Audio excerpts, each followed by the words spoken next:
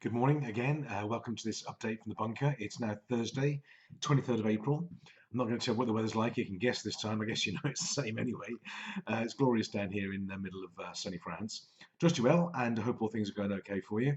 And I was just reminded, I was chatting to a couple of buddies on Facebook and LinkedIn, and there's a story, and a story, it's a situation we found ourselves in some years ago now, and it just reminded me of the power of focus and the power of choosing what we want to have. And it was nearly 10 years ago now. My dad died, and in 1952, when he was demobbed from the RAF in his national service, he came out and he had his palm read. And as George Gypsy Rose Lee, seeing him in an RAF uniform, predicted that he would die when he was abroad. So between 1952 and 2010, he never went abroad. I think he went to the Isle of Wight with my mum once. So all through their married life, they never went abroad. They never came to see us when we lived over in Las Vegas, and they didn't travel abroad on holiday with us, and they just wouldn't. There's always some excuse. So I don't like flying, I don't like boats. And once you don't like flying and boats, then you sort of narrow your options a bit when you're in the UK. So if he died, say, died 10 years ago. So what happened with him, I said to my mom, look, okay, we're over here in France. You're welcome to come and see us and stay with us. We travel a lot. You can come around Europe. We can travel the world. Come with us if you like. And she said, well, I'll think about it because she hadn't got a passport. She said, I'll think about it. I said, well, the time for thinking is not really there now. There's the time is running away with you a little bit.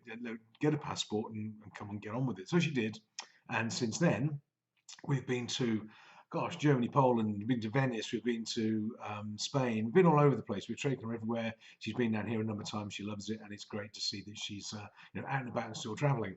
One of the first times we came across on the tunnel, and we got to Calais, and this is a big deal for Mom. She's in France. She hadn't been abroad to France since she was a girl in 1948, I think it was. And there's a separate story about that. I'll tell you maybe tomorrow. And she hadn't been abroad. She went with the school to Switzerland. Anyway, this was a big deal for her. Into France, it was all amazing. We went to a restaurant, or a French restaurant, as my mom called it. Well, they're all French over here because it's France. But anyway, went to a restaurant and we sat there, and my mom, bless her, thinks that she can speak French, as most British people do. So she had the French menu. So I was at this restaurant, and the waiter comes across to take the order, and he says, "Are you ready to take your order?" This sort of thing. And my mom's looking at the menu, and she looks at him, and she says, "I don't want the chicken.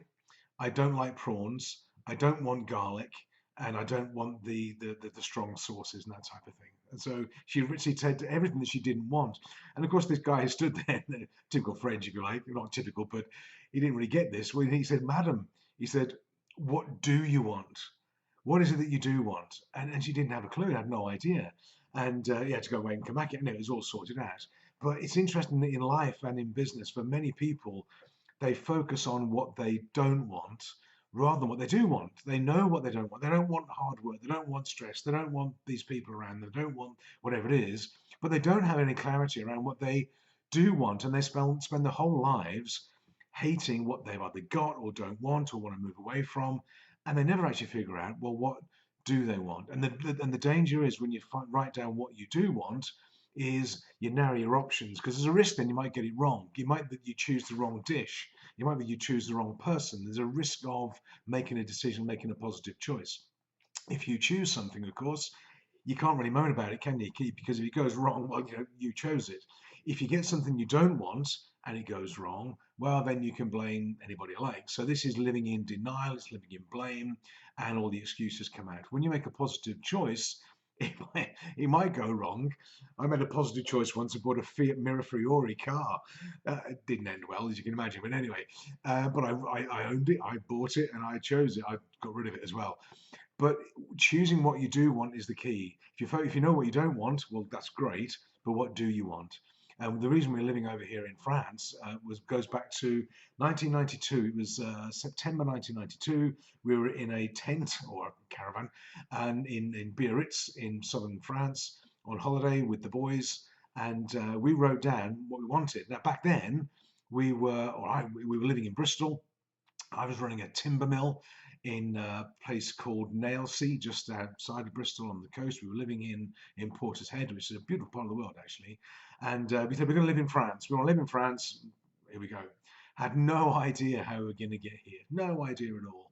But looking back, because we knew what we wanted, all the decisions we made, they didn't exactly know how they were going to get us here, but the dots all join up. And so we arrived here. We arrived in France. This was 10 years ago. We arrived here. And now we know what we want. We're signing for a house tomorrow while we're on lockdown. It's a renovation cottage, farm cottage up on the German border. There's a lot of work doing to it. So anybody out there that's good at painting or decorating or digging, you want a weekend in France, come over. It's great when you can, and you're welcome to come and help us out. But write down what it is you want. It doesn't matter if it's wrong, some sort of. You can always change if you get it wrong, so be it. But at least you're making a positive decision for what you do want.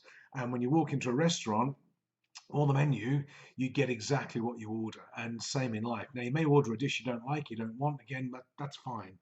But at least make a positive choice. So, I hope that's been of interest, a bit of help. And what am I doing today? I'm being interviewed by one of my clients today in Luxembourg, which is going to be really cool. I'm being interviewed by a guy over in Canada later on this afternoon because of the time zones, which is really cool. I'm chatting with Ian Dixon later on today, really cool as well. A couple of client calls, and then we're having the Not Going Back webinar this evening. It's a group of like-minded people who are considering how do we not go back 100% to how it was before we went into lockdown. If you're interested in finding out more about that, there's a group on Facebook. Welcome to join the conversation. We're not radical tree huggers and revolutionaries. We're just thinking, how could we make some positive choices about how we come out of the bunker? If you'd like to look at that and find out more details, drop me a message below here, and I'll ping you an invite to the Facebook group. So have a fabulous day. I'm reasonably busy, all in a good way, and it is blue sky and sunshine again. It's absolutely beautiful down here, 22, 23 degrees. It's fabulous. So have a great day. Stay safe, stay away from people, and remember, make that positive choice. Don't just focus on what you don't want. Make the positive choice about what you do want, and it will come through to you. Speak to you tomorrow. Take care, and bye for now.